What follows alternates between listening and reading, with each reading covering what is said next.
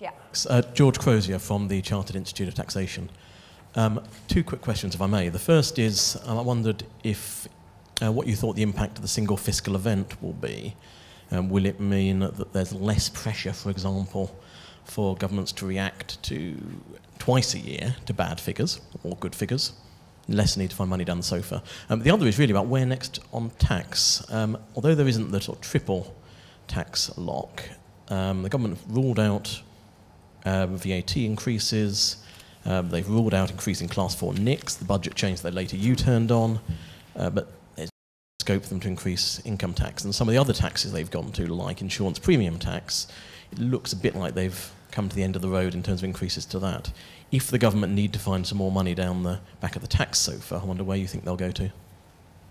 Okay, so Carl, would you like to start rummaging around the back of the tax sofa?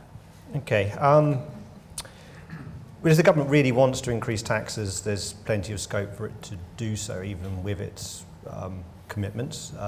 So there's not actually an economic constraint there. They can raise national insurance rates if they wish to, for example. And indeed, that's how the Conservative government in the early 90s, it's how the Labour government often chose to increase taxes in the past. More specifically on sort of less visible taxes, it's always hard to predict what will become the next sort of stealth tax of choice. I wouldn't have sat here in 2015 and said, oh yeah, insurance premium tax, that's the one. Partly because actually it's been pushed up far higher than you can justify economically. But I have no doubt that they could find another tax rise that perhaps wouldn't be the most sensible thing to do. I mean, essentially increasing, there's not that much wrong with just increasing VAT or income tax or national insurance rates. They all have relative pros and cons in terms of who they hit and what they do for certain incentives. But a broad-based tax rise isn't a crazy strategy. If you start looking for ruling them out for presentational reasons, you're liable to do less good tax rises. The quality of your tax rises matters as much as your quantity. I guess one obvious one I put in my presentation was just noting that on the books it's a 2% cut in the rate of corporation tax from 19 to 17. Just cancel that. Promising not to do a tax cut would get you in the near term at least £5 billion a year, which is a sizable tax rise. So given, Carl, just on that one, given where the government is with the majority, it's clearly easier not to do things than to do things. So is the 2% corporation tax cut already legislated? Would the government have to sort of reverse it, or is it just not bringing a change forward? Because clearly that matters enormously with the parliamentary arithmetic, which way you do it. Right. My guess is it's not legislated. It is legislated. Okay. Because I think that's really interesting, is where, you know, what can you not do that you were going to do that actually requires no action? The presentation, it may still feel different. Is it really a tax rise not doing a tax cut that you've already legislated? Yeah, no, but I think, you know, once you've got it on the statute book, you actually have to formally take it off the statute book, which is harder than just, you know, forgetting to do it, postponing it or whatever. Julian, do you want to comment on this, and particularly on maybe George's point about, you know, do we think the Chancellor will stick to a single fiscal event? What are the pros and cons of that, and where the pressure be? Look, I mean, I very much hope that a Chancellor will stick to a single fiscal event, and we can have 12 months after doing the urgent stuff we need to do in the autumn. I mean, I think anyone who watches the speed at which we create tax and indeed increasingly spending measures inside budgets and autumn statements, you know, it is not possible to think all these things through properly. And actually, it's an even bigger issue than that. You have to get the politics of this stuff right. And if we think about probably what was actually quite a rushed move to try and introduce the national insurance changes in response to a need for a fiscal announcement a few months ago, actually there was quite a lot of thought going into how do you create the politics that's necessary to say, well, for self-employed workers, we may be increasing your rights at the same time, so this is part of an equalisation that helps everybody, which would have been at least politics you could make an argument around. I also think that there's something deeper here. I mean, there's, for those who are interested, there is of course a publication by the IFS, the IFG and the Chartered Institute of Taxation, which talks about how to improve budget policy making. When we wrote that, we were talking about the need for strategy and engagement and bringing people with you. We hadn't envisaged a minority government situation at that point. But if you look at some of the tactics that other countries have used when they've needed to build political consensus, the Canadians in the 1990s, when they were doing part of their fiscal consolidation, set up a cabinet subcommittee specifically charged with how do you make the budget balance for us, and what are the important things for Canadians that we need to prioritise. And they stacked it actually not with the supporters of the Prime Minister, but with the recalcitrant members who were likely to cause a fuss. And forcing them to come to an agreement actually massively helped the politics within the party. So I think there are things like that which UK hasn't really used, because we've long been in a command and control, just fire something out and then Parliament will pass it. Well, those days were disappearing anyway. They're completely gone now. So we need to think a lot more cleverly about how we do the politics of taxation. On the single fiscal event, I mean, genuinely moving to a single fiscal event with a lot more consultation would clearly be a good way to move. And the March budget did have quite a lot of consultation on measures. But I can't help be a little bit cynical that actually back in '97, the pre-budget report that was then introduced was meant to be a consultation on the budget. It wasn't meant to be a full fiscal event. The autumn statement in 2010, the first under the coalition government, genuinely wasn't a big fiscal event, and that was supposed to be the plan then, and that never materialised. So I worry that, you know, we can easily slip back into having 2 fiscal events a year if that's what the Chancellor decides. The fact, though, that legislating has become a whole lot more difficult actually may act as a useful counter in the other direction. Let's go, so Penny, behind. Oh. Yes. Thank you. Mary Dejevsky, journalist. I've got a very small print question for Julian. On your table showing that numbers of doctors and nurses had risen, is that the number of people employed on, as it were, a full-term basis each, or is it, does it take into account the number of people, especially GPs, who say are working part-time? Yeah. Related question is, you sort of blame the headlines, saying, you know, don't believe the headlines, but the headlines reflect the failure of the government to get this message out. How do you think they should get the message out, that it's not as the perception is? Yeah. Okay, Julian, yeah. Very quickly, yes, all the things we're talking about include full-time equivalent, so they've got those changes in them.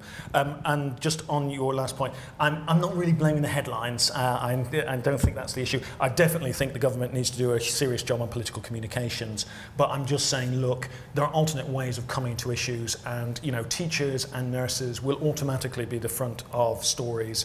Actually, if you look at the public services and the real pressures there, it takes you in slightly different directions. And there's some really good journalistic coverage of that. So, Gillian, you made the point about actually needing to be more sort of transparent and things like that. And obviously, Robert Choto, we had government being more transparent about its fiscal numbers by creating the Office for Budget Responsibility. So just on that, actually, how might you get your government's natural instincts on to be that transparent on whether spending numbers are deliverable? So do you have any sort of ideas in mind about how you could enforce transparency, perhaps, or create that confidence? I think it would be incredibly easy for the government, actually, to create quite a lot more transparency simply by publishing some of the underlying key assumptions that it's making when it makes claims about efficiency changes or switches to that. That would be very straightforward. You might, and actually I think it would be very helpful to the government because it gets you into much more interesting conversations than just what should be the number of the amount we spend on a service and what should be the amount of people we employ in that service. I actually think you also probably need to create something like the OBR. Myself and Robert have had long conversations about this, that actually gives a bit of scrutiny to those assumptions and thinks about how they operate. I think, again, like the OBR has proved for the rest of the fiscal forecast, transparency and a scrutineer function has made a huge difference to the credibility of the UK fiscal numbers from where we were in quite a dubious state around 2008, 2009. It's been an extremely helpful change. Yes. Hi, Dave Penman from the FDA. A couple of factual questions, then a broader one. First of all, we've talked about things like public sector pay rises as a cost. What is the impact on the economy? Is it a good way of spending money? Because if you give higher pay rises to public servants, they will spend that money and it will help stimulate the economy. So what is the net effect? Also, you talked about in terms of the debt levels and the deficit. What's the international comparisons? What did Britain look like against the other kind of G7, G8 or G20 economies? And thirdly, given all that's going on in terms of the parliamentary majorities and everything else, we're really saying that this is not a parliament for big ideas. For all we talk about there are big challenges, it is unlikely that this government is going to come up with big ideas.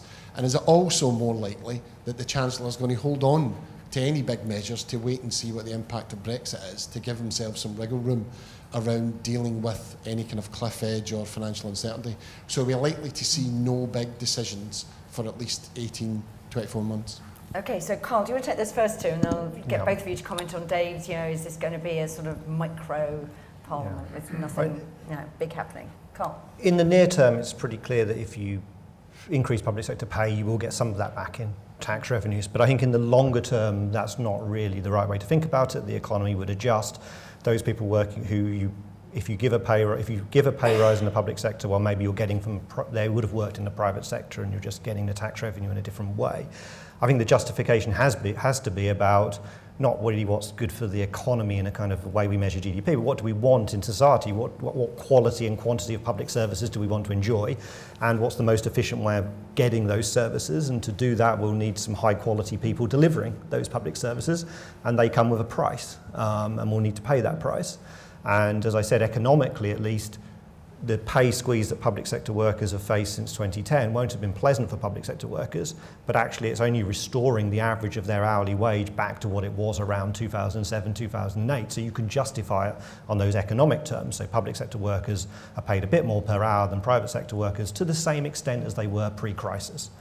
Going forwards, if we continue to do the public sector pay squeeze, we can do that if we want to, but if we do, we probably should expect recruitment and retention problems to grow from where they are at the moment, and to have effects on the quality of public services that we get to have.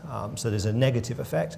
Of course, we will benefit in the sense that the taxpayer, the public finances may be stronger, but public services won't be as good. And it's trading off those risks. The big risk with keeping the policy is you're taking a risk with the quality of public services. If you cancel the policy, you've got £9 billion a year essentially that you'd need to find at least at some point, either from higher borrowing or from somewhere else.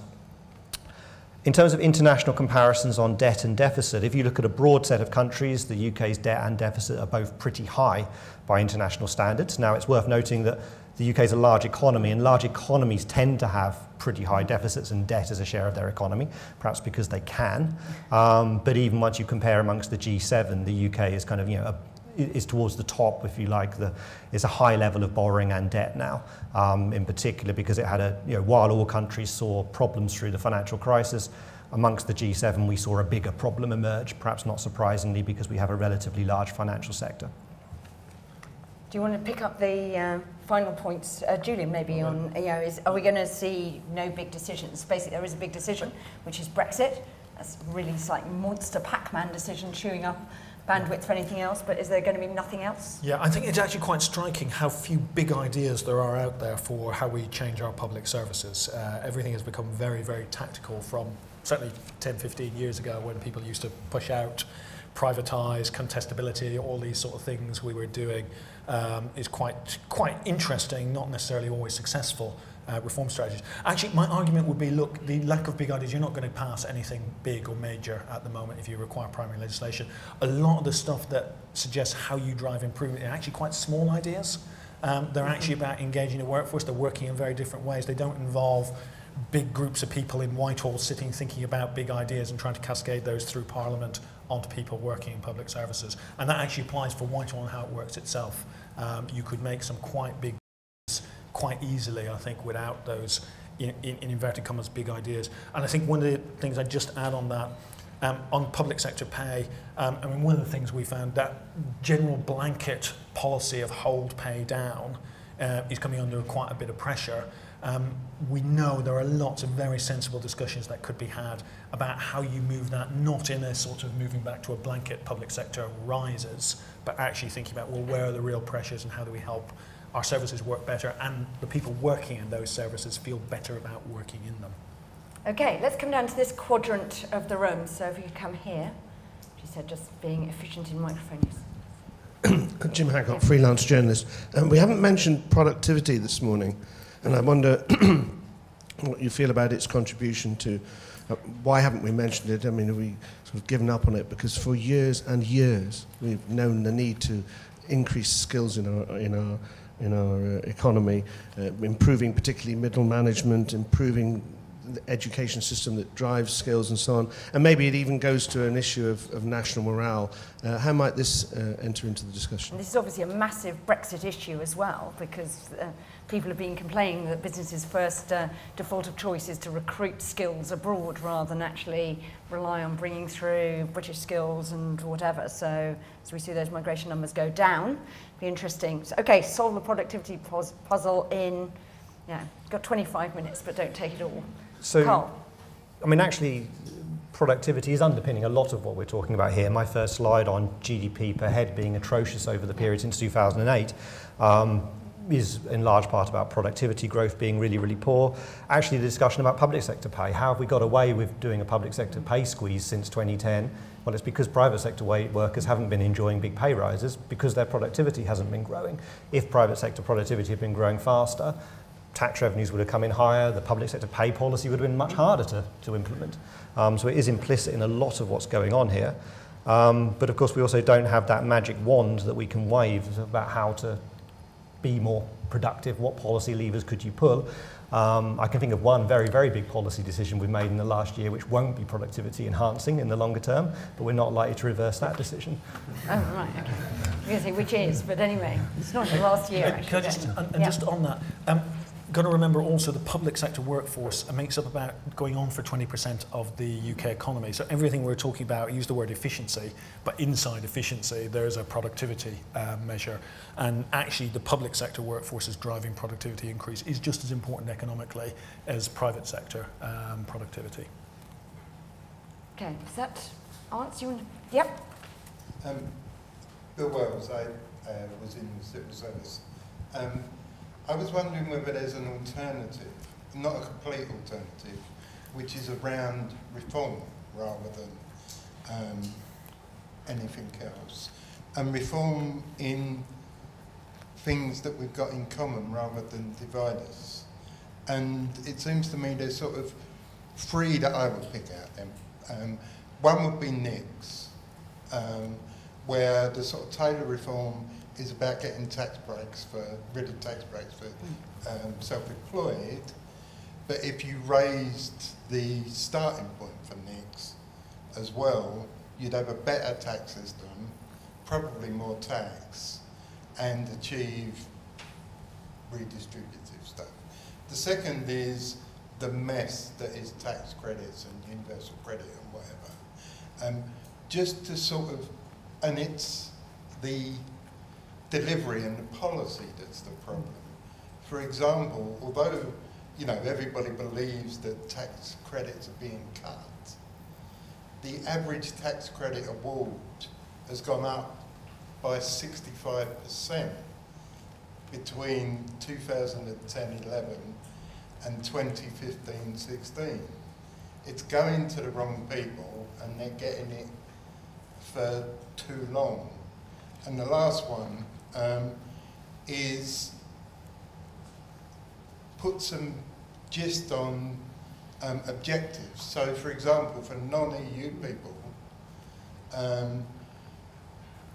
the people who come in, the new migrants, are supposed to not put any cost on the public finances for 4 years. But there's no policies to achieve that. So a social insurance system for new migrants, which may include the EU people who are non-settled, might achieve more money and less spending. So Carl, where do you think we could go on, take up Bill's points, where do you think we could go on welfare reform? Well, taking them in turn, I mean, employee national insurance, I mean, there's clearly a case for increasing the point at which you start to pay national insurance for employees. It would be more progressive than the government's policy of increasing the point at which you start to pay income tax. Given that the government's justification has been to support low-wage individuals, it would be better targeted because pensioners benefit from the increase in the personal allowance. They would not benefit from the increase in the employee national insurance rate. So there's reasons why you might think that's a better policy to do, but it would cost money. I don't think you could take people out of national insurance and seriously expect that you'd be raising more money on average. In terms of welfare reform, I think it's very striking that actually the big challenge we face now is not really about people on job seekers allowance. The challenge for the government really is about the number of people out of work for reasons of incapacity. Getting those people into work it seems to be a more significant challenge. And for those people in low paid work, getting those people to progress and earn more would be another way of reducing the tax credit bill as well as making those households better off. So they seem to be the main challenges in terms of welfare reform. In terms of new migrants and a social insurance policy, we could move to a system where the tax that people pay is reflected in the benefits that they receive, but it would be and it would have potentially advantages in terms of strengthening incentives if people think if people can see that they're working, paying tax, but actually they benefit from some of that tax that they pay directly with some additional insurance that they're getting. And it may well have benefits in terms of ensuring that the people here who are paying in are the people that benefit. But that's a long, long way from the system we have at the moment, where the amount of tax that you pay has almost no reflection in the amount of benefit that you'll accrue. So, for example, you need to be here for 35 years to get a full state pension. You really don't need to, you know, it's not hard to do. Access to public services. You know, you've got to get the money back off of health. If you actually had a system which got the money back off of health when people come in. So, I mean, I think introducing that probably in the short run was probably strained things a bit too much. I mean, they're supposed to be pursuing people, aren't they, for payment when they treat foreign patients. In a way, Julian, have you got any views on what? I think there are lots of interesting ideas in that. I do think that Jill's point about, you know, how much do we have to change over the next few years, a full move to proper social insurance systems are quite difficult, and we've been chasing people in hospitals to get them to pay. For the last 10, 15 years, I was involved in it about 10 years ago. I thought we'd solved it then, but obviously not, because we're still pursuing it. Okay. Alan Bailey, former Treasury, and I agree very strongly with the need you were emphasising for strategic thinking and transparency. But Julian McRae at the end suggested this is a matter for Cabinet. It's not just something that the Treasury can create out of the blue and offer to all concerned. It seems to me extremely unlikely that in our present political situation we can expect much strategic thinking from the present Cabinet for the next couple of years. So I do think there is a huge dilemma which institutes like yours and academic and of course the opposition need to think about for 2, 3, 4, 5 years when things become more possible and clearer perhaps. But the dilemma is very stark, and it's hinted in your presentations, namely that people are pretty fed up with austerity and the decline in the quality of public services. The striking thing about Carl Emerson's figures was that the changes in the tax side, like cutting corporation tax, it gives you a couple of billion, but it's a different order of magnitude from the overall bill for what people seem to be thinking of as an end to austerity, namely restored public services to a decent quality and pay in line with the private sector, or at least preventing, dealing with retention and recruiting and producing but my point, I think, in this stark dilemma is that the answer is essentially on the tax side. Can we find a fairer way of raising tax which would be acceptable? And this is a political problem of obvious magnitude. Where is there a fairer solution? The fact is that wealth has, in assets for property owners, has gone up far quicker than incomes. It is difficult to tax high incomes because people are mobile. It's not as easy as Carl Emerson was suggested, just to put a bit more on tax and solve the problem.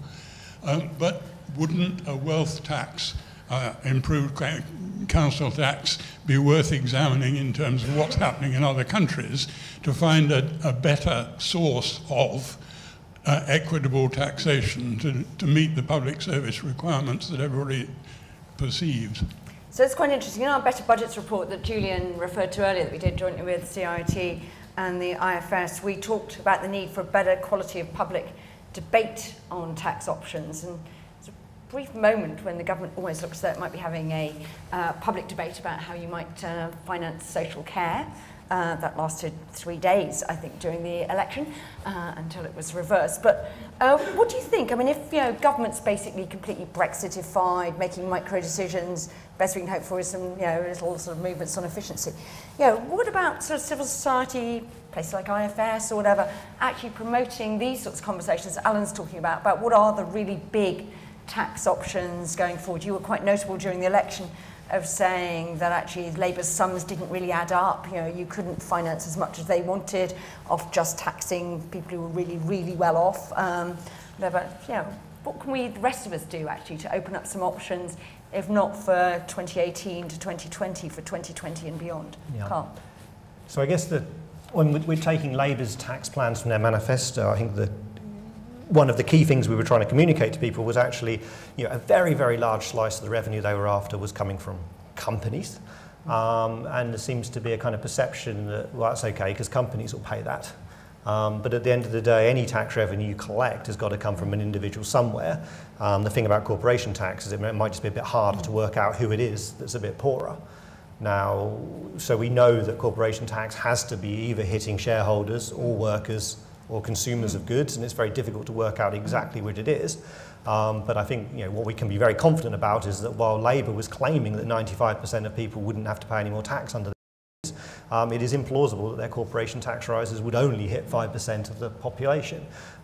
So, for example, if you have a private pension, it will be invested in part in UK companies. You will be buying goods that are made by UK companies, and you'll be working for a UK company. So how you would escape corporation tax, wherever its incidence is, just doesn't seem plausible. So should we get wealth tax? How do we get a wealth tax back on the agenda? I mean, we know that we know that our tax system is far, far from ideal. We could have a tax system that did as much redistribution as the one we have without creating as many distortions. IFS has published the Merley's Review, which sets out kind of where we think we should be headed in terms of the tax system, and part of the problem is indeed the taxation of property. When we tax people on their incomes, we work out your income in the current year and tax you on the basis of that. When you're occupying a property in England, we tax you on the basis of what that property was worth in 1991, and we put it into bands which are not progressive. So if your property is worth £2 million in London, you will pay the same, in 1991 terms, you'll pay the same council tax as if your property was worth £500,000 in 1991. Whereas, you know, a neutral tax would say, well, if your property is worth 4 times as much, you ought to pay 4 times as much tax as a starting point. So, you know, one reform that would be obvious would be to have frequent, regular revaluations of council tax and levy the tax as close to proportional of the value of that home as you could. And it's notable that that would be a tax that would be very hard for the wealthy to avoid because we know where they live, we know who owns a property.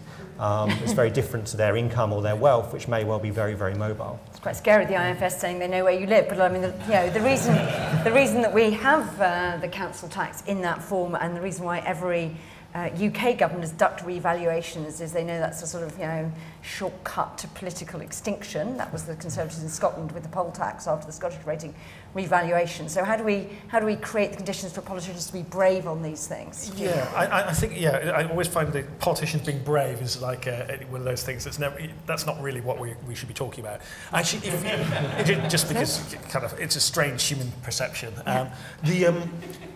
The thing about a lot of the debates, I mean, just go back to Alan's point, actually I wasn't calling for strategic thinking across the piece from the Cabinet. I simply want them to set out a political strategy on what they're doing about public finances. I do think that this is not going to be an area where this government is going to be able to spend large amounts of time thinking grand thoughts.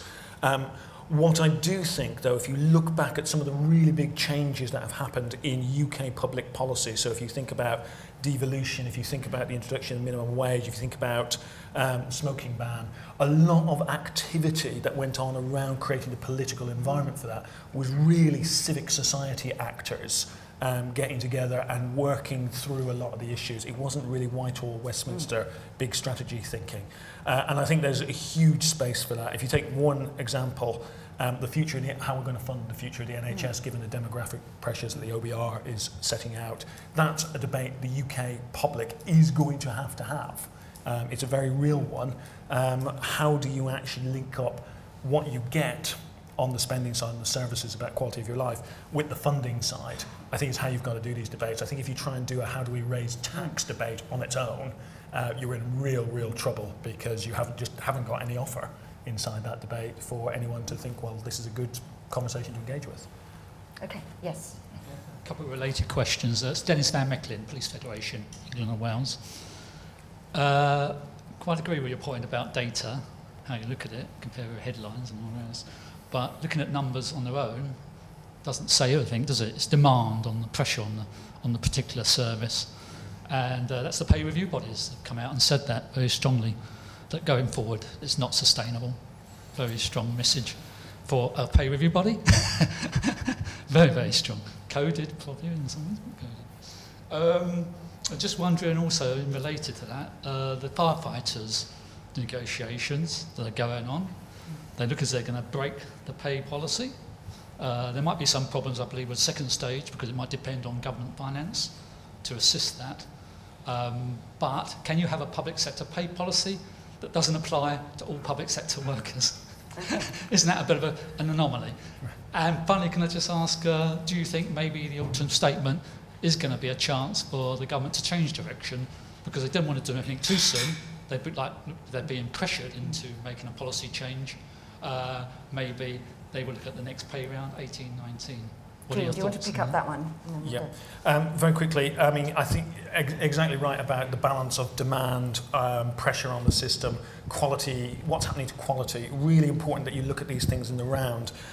We did something about policing recently, just commenting on some of the election pieces where what were the questions that were being asked and what information do we have? So, for example, if you're thinking about anti-terror stuff, what do we know about how effective it is to spend money through the security services or through the police in terms of the amount of operations you can get and that? That's eminently discoverable information. That should be part of the public debate. Where do we spend that money? Similarly, neighbourhood policing and its deterrent effect and the community sort of stuff. How does spending through policing, how does that match spending through other routes? Where do we get the value? Those are the types of things, the information that need to be in the public domain. Otherwise, we just end up with increased pay and have more people, which is, can be in some sense a good thing. You can see the politics around that, it plays really easily, but it may not be the best way to help every pound improve people's lives. So I think there's a real big question about how the data plays and how we do that. I very much hope the Chancellor is going to look at some of these things, because it's very clear that the pressures are very real. There will always be people calling for increases and more pay, but actually if you look at the data underneath, there's real pressures on services which do have to be addressed, and pay will be part of that. In terms of do you have to have a uniform public sector pay policy? Of course, the coalition government didn't have one. It had more generous pay settlements for lower paid workers. But in terms of the data, what evidence there is suggests actually public sector workers are more likely to be getting a better deal in the public sector relative to the private sector. And the group who are more likely to be underpaid, if you like, relative to private sector counterparts are highly paid public sector workers. So that was actually going contrary to the data. The other thing we could look at... This is the cost of living. This is nothing to do with what people are paying. The other thing we could look at is the variation across the country. And look at how public sector pay compares to private sector pay in different parts of the country, and you see there that public sector workers are paid a lot more relative to private sector workers in some parts of the country, North Wales, Northern Ireland, and not paid very much more in places like London and the South East. So you could move to a policy where you relax public sector pay in some parts of the country, perhaps where the recruitment and retention pressures are bigger, perhaps where there's more justification for spending more. I think that's probably very brave as well, but yes. Paul? Tell us who you are. Paul Johnson, the IFS.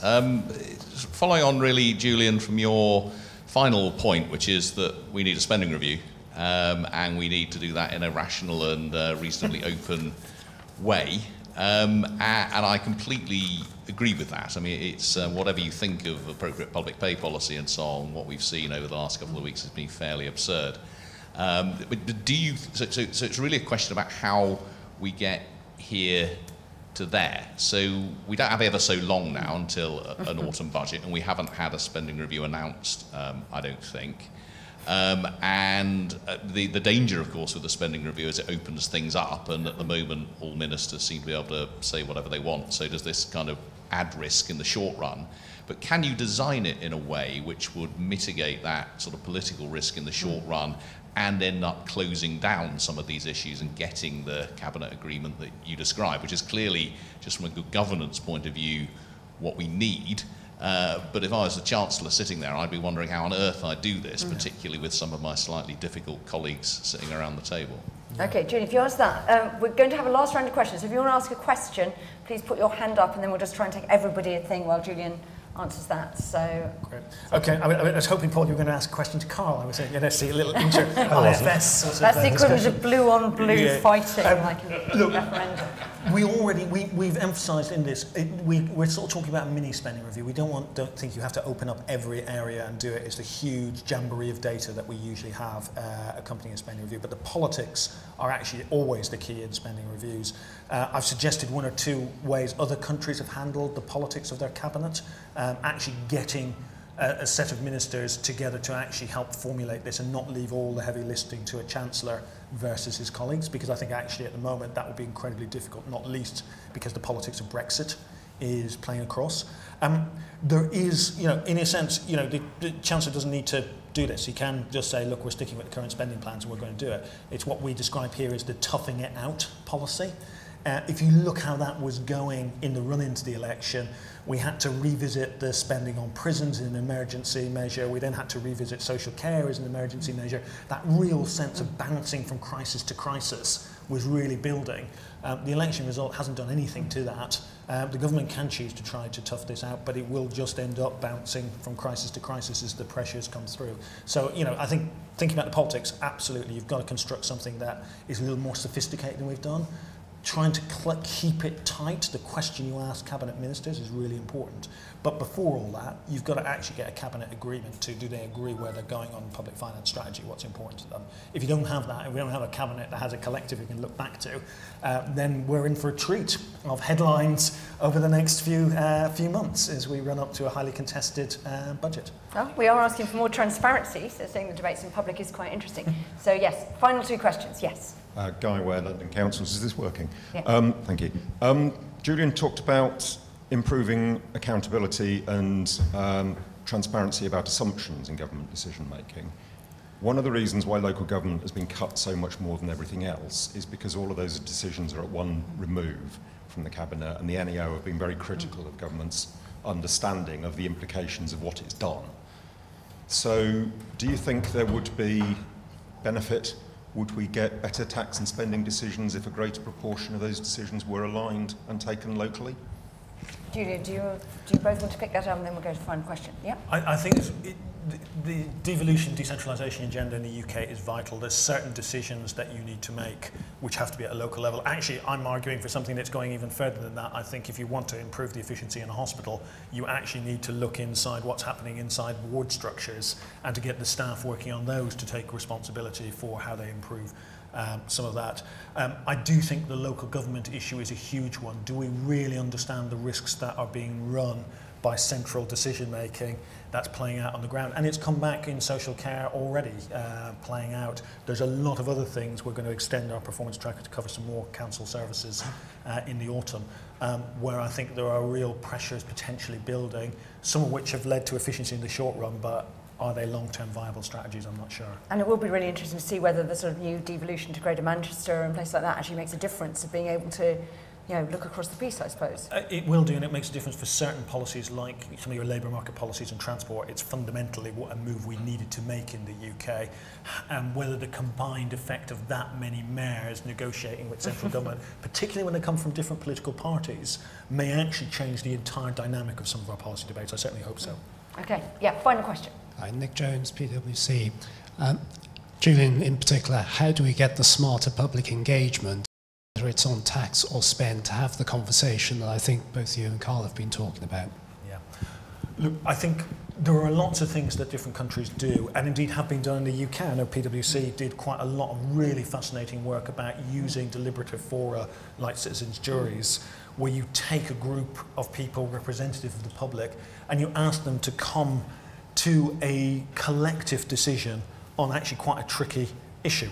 Now, that doesn't necessarily give you the answer to what should be done. We're not saying replace Parliament with a set of 12 people drawn randomly from the public and we sort out all public policy problems. But it does give you real insight as to what arguments work or don't work when you're approaching a policy problem. And actually that drove quite a lot of the austerity politics that George Osborne created. It wasn't just a George Osborne thought this up. It's about, can you convince people that something is necessary to do? Can you convince them that you've dealt with some of the waste or the political issues that get in the way? Can you convince them that actually if they're going to take some pain, someone across the other side from them is going to take some pain? I always remember a conversation at one of these where, you know, I think it was the firefighter was sort of grudgingly saying, okay, I'll accept this cut to my pension because it's really important. And we walked out of the room and say, well, the only reason I said that was the police officer's got to take the pain as well because they're grossly overpaid. And I'm sure if I'd be walked out of the room with a police officer, I'd have got the same conversation in reverse. So constructing these, there's a lot of stuff out there on it and a lot of good work in civic society as much as from government on this. We just have to get smarter about using it, and the fact that we can't do our command and control budgets because the politics doesn't allow us to probably helps us, gives us an imperative to explore these things. Okay, so we're going to close there. Any final comments, Carl, Julian, any last thought you want people to go away with? No, I don't think so. No. Okay. IFS silence. Anyway, excellent. So I think that's a very interesting session of some sort of very difficult year ahead. So watch to see what happens in the autumn statement. Hopefully the only fiscal event that we will see for a year. Thank you all very much for coming. Thank you, Julian and Carl, for your presentations and for answering all those questions. Thank you very much.